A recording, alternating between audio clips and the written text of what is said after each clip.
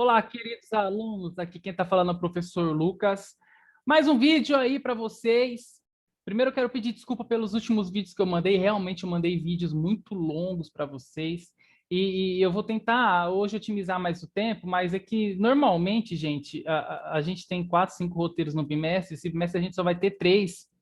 Então eu estou tentando otimizar o tempo que a gente tem, beleza? Mas eu vou tentar fazer um vídeo mais curtinho hoje, mas de vez em quando eu vou postar os vídeos que eu mandei no ano passado, que são vídeos mais longos, mais explicativos, com mais informações, tá? E aí esse vídeo aqui eu vou mandar mais especificamente para resolver as atividades, tá? Mais pragmático, beleza? Então aqui está o roteiro de vocês dessa semana, ó, dia 24 de maio a 11 de junho, todos lembrem de colocar o nome. E ele começa com uma informação bem relevante para vocês entenderem a treta da Primeira Guerra Mundial. Esse roteiro é sobre a Primeira Guerra Mundial, tá?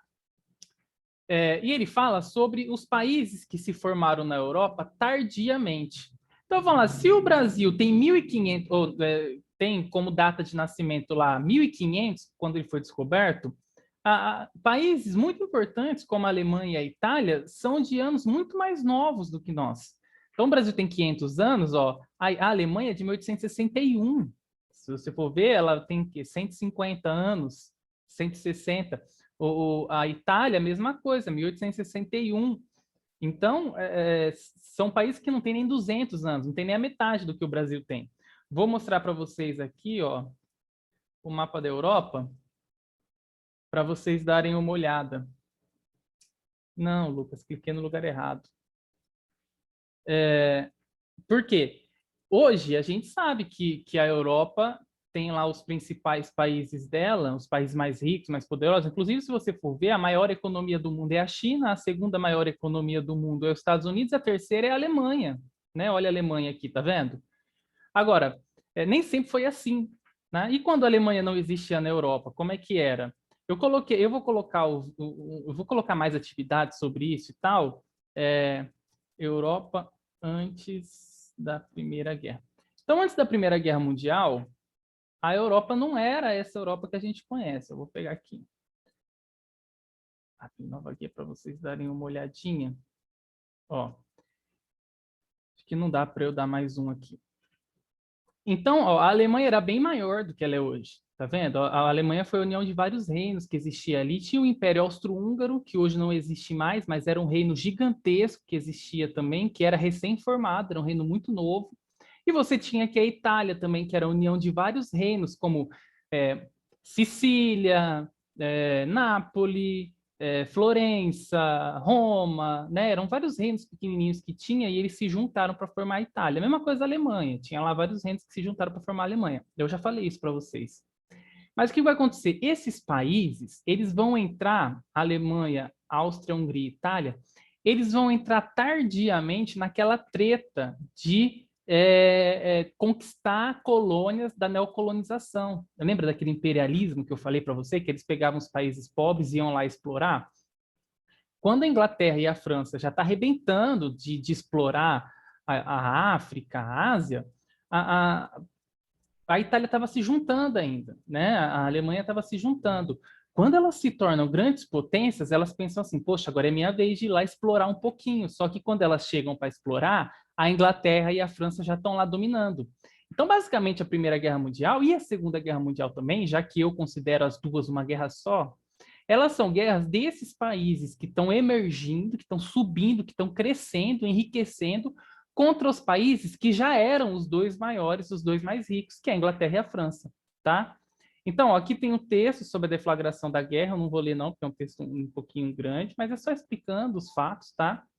Aí, ó, assista esse vídeo aqui que eu coloquei no canal. Deixa eu ver se eu consigo clicar nele pra gente ir lá assistir. Acho que não dá, não.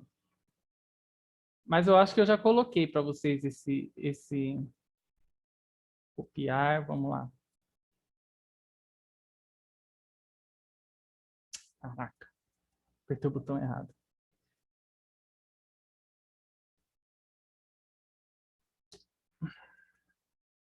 Vamos ver. Aí eu coloquei esse vídeo aqui explicando como que tem início a Primeira Guerra. Porque é uma treta, gente, muito complexa. Ah, eu coloquei aqui, ó.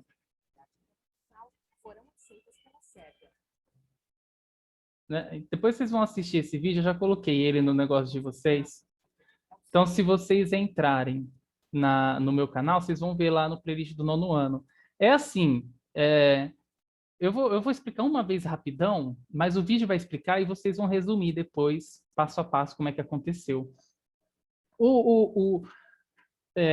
A Áustria-Hungria estava anexando territórios, assim como a Itália estava anexando território, assim como a Alemanha, porque ela estava se transformando, unificando para ser o país que ela é. Bem, o que acontece? Tem um território em questão, que é a Sérvia, que era ainda um território livre, né? Então a Áustria-Hungria estava anexando a Sérvia, só que tinha o interesse da Rússia, porque a Sérvia, deixa eu ver se eu consigo mostrar para vocês aqui, a Sérvia, olha a Sérvia aqui, tá vendo? A Romênia era da Rússia nesse período, então a Sérvia era caminho para poder chegar aqui no mar Mediterrâneo. Então tudo que a Rússia queria era um caminho para chegar no mar Mediterrâneo, poder fazer comércio com a Itália e tal, com todos os países da África aqui. E a Rússia tinha muita amizade com a Inglaterra e com a França, porque ainda não tinha tido a Revolução Socialista e a Rússia ainda tinha muita empresa inglesa e francesa nesse território russo, explorando carvão, explorando petróleo, enfim. Então, o que acontece? Também motivado pela Inglaterra e pela França, a Rússia vai disputar a Sérvia contra... Olha só o que é o Império Austro-Húngaro hoje. A Áustria-Hungria separada, mas República Tcheca, Eslováquia, Croácia, Eslovênia, Bósnia, Sérvia, tal, tudo isso aqui era Império Austro-Húngaro. E quando a Primeira Guerra acabou, isso aqui se quebrou em vários pedaços. Foi destruído o Império Austro-Húngaro. Mas o que acontece? O príncipe austro-húngaro, Francisco Ferdinando, ele foi lá para a Sérvia para assinar o tratado, tal, anexar o território, pá, de boa, e tinha um grupo separatista que deu tiro e matou ele. Então, o que acontece? Se entendeu? Sim, não, ninguém sabe se esse grupo era fomentado pela Rússia, pela Inglaterra, pela França, ou se só era um grupo anarquista que queria a independência da Sérvia. Não sei, ninguém sabe. Mas o fato é que o Império Austro-Húngaro declarou guerra à Sérvia. A Rússia, que estava querendo a Sérvia, declarou guerra contra o Império Austro-Húngaro. Falou assim, como assim? Você vai declarar guerra à Sérvia? Eu quero a Sérvia, então eu vou declarar guerra a você. Quando a Alemanha, que era parceira da Áustria-Hungria, ficou sabendo disso, ela falou assim, então eu declaro guerra à Rússia. E aí, quando a Inglaterra e a França, que era parceira da Rússia, falou assim, você declarou guerra à Rússia, então eu vou entrar com guerra contra você. Então vocês entendem que foi uma cadeia de vários países declarando guerra um ao outro. Mas no fim, a gente pode separar em dois blocos. Os blocos dos países que tinham acabado de se formar e estavam querendo domínio e influência econômica, e os países que já eram grandes países consolidados, grandes países ricos e poderosos, e estavam ali defendendo a sua hegemonia, tá? Então, ó, aqui é para vocês darem resumida nessa monte de guerra que eu falei aqui para vocês, tá bom? Tentem resumir o que o vídeo explica e o que eu acabei de explicar agora nesses 40 segundos que eu expliquei, tá? Após a leitura do texto e a minha aula maravilhosa, que eu estou explicando aqui, né? Relacione o movimento imperialista que a gente viu no roteiro passado com os conflitos da Primeira Guerra Mundial. Então, é isso que eu falei para você, né? Imperialismo é essa prática que os grandes países ricos e desenvolvidos tinham de explorar países mais pobres. Quando alguns países da Europa se tornam ricos, como a Alemanha, a Itália e o Império Austro-Húngaro, eles disputam esses territórios de exploração, a África, a Ásia, com a Inglaterra e a França, que eram os países mais ricos. Então, a guerra é basicamente por interesses de dominação, tá? Qual o evento marca o início da guerra? Só ler o texto lá. E quanto tempo durou a guerra? Aí pesquisa o número de mortos. Tá, isso aqui é muito simplesinho. Qualquer um consegue responder. Quais eram os interesses conflitantes no território dos Balcãs? Tá? Então, é o que eu expliquei aqui sobre a Sérvia, né? Sobre a Sérvia e os Balcãs, né? Eu vou mostrar no mapa aqui de novo. Esse território aqui embaixo chama Península Balcânica, onde está a Sérvia, a Albânia, a Grécia, a Bulgária, a Romênia, tá? Tudo isso aqui é a Península Balcânica. E aí tem essa disputa entre os países que eu expliquei para vocês, né? Que é a Rússia, né? Querendo um caminho para o mar, e aí a Rússia também representa os interesses da França e da Inglaterra, que queria isso também, e tem o interesse do Império Austro-Húngaro, que está junto com a Alemanha e com a Itália, de formar aqui um núcleo central. Notem, jovens, que se a Alemanha, Império Austro-Húngaro e Itália se juntam, você tem aqui o meião da Europa todo unido contra os caras aqui de cima, né? Contra a Inglaterra e a França. Ia ser difícil deles segurarem. Tá? Então, qual os eram os interesses? Era isso que eu expliquei. Eles tinham interesse no território sérvio, né? A Rússia queria um acesso ao mar e a Rússia tinha os mesmos interesses que a Inglaterra e a França, né? Eram beneficiariam os três. Enquanto isso, o Império Austro-Húngaro tinha interesse de expandir o seu império, né? E as suas zonas de influência. O pan-germanismo e o pan-eslavismo eram correntes de pensamento muito difundidas na Europa do período e defendiam a união dos países com origens semelhantes, como antigos impérios de origem germânica ou da região eslava, dos Balcãs, que eu já falei. Pesquise como ficou conhecido, como ficou a configuração desses países ao fim da Primeira Guerra. Então, eu vou postar um vídeo no canal aqui de como estava. Depois eu vou postar, agora não, depois eu vou postar de como estava antes da Segunda Guerra Mundial. Eu tenho esse vídeo aqui, deixa eu ver se eu consigo achar ele. De como estava antes da Segunda Guerra, ou seja, quando a Primeira Guerra Mundial acabou. Deixa eu ver aqui as aulas está nas aulas do ano passado. Aí o que acontece? Eu só não vou postar esse vídeo agora porque vai misturar em vocês, porque é um vídeo que fala sobre o Europa ao final da Primeira Guerra. Ó. Então eu vou postar esse vídeo aqui, é um vídeo que explica como é que fica a Europa no final da Primeira Guerra. Então, ó, a França e a Itália, tá vendo? Aqui está o Reino Unido, aqui está a França, aqui está a Itália. E ele só vai mostrando, ó, Rússia, o Império Austro-Húngaro era um império grandão, tá vendo? A Alemanha era um império grandão. E aí o que, que vai acontecer? Ó, o Império Austro-Húngaro sendo todo dividido, ó, tá vendo? Dividido, dividido, dividido, dividido, vai perdendo território, vai tendo que pagar indenização. Esses países quebraram quando acaba a Primeira Guerra. A Alemanha e a Áustria-Hungria, principalmente, eles quebram, ficam destruídos, né? Mas isso aí vocês pesquisam, principalmente a questão das indenizações que esses países tiveram que pagar, tiveram que assumir a culpa da guerra, né? Pesquisa um negócio chamado Tratado de Versalhes, que vai ser fácil de vocês entenderem.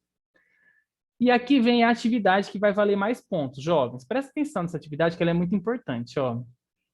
Observe as imagens que marcam os registros que temos desse período bélico, ou seja, da guerra. Bélico, toda vez que eu falo bélico, beligerante, é guerra, tá? Ficou conhecido como Guerra das Trincheiras. Por que Guerra das Trincheiras? Porque eles lutavam em valas. Eles só levantavam a cabeça, davam um tiro e voltavam para o buraco. Levantavam a cabeça, davam um tiro. Por quê? As armas não eram potentes, não tinham grandes bombas. Né? Eles lutavam com canhão, espingarda, armas mais antigas. A tecnologia em 1914 ela é muito diferente da tecnologia que vai ter em 1934, 20 anos depois, quando começa a Segunda Guerra Mundial. Tá? A tecnologia ela evolui muito num período curto de 20 anos. Então, ó, aqui tem a foto dos caras e o burrinho usando máscara, porque tinha muito gás de mostarda que matava os caras, né, só de respirar. Aqui tem uma vala, depois que o conflito acabou, cheio de cadáveres, né? Aqui tem um soldado carregando o amigo morto dele, tá?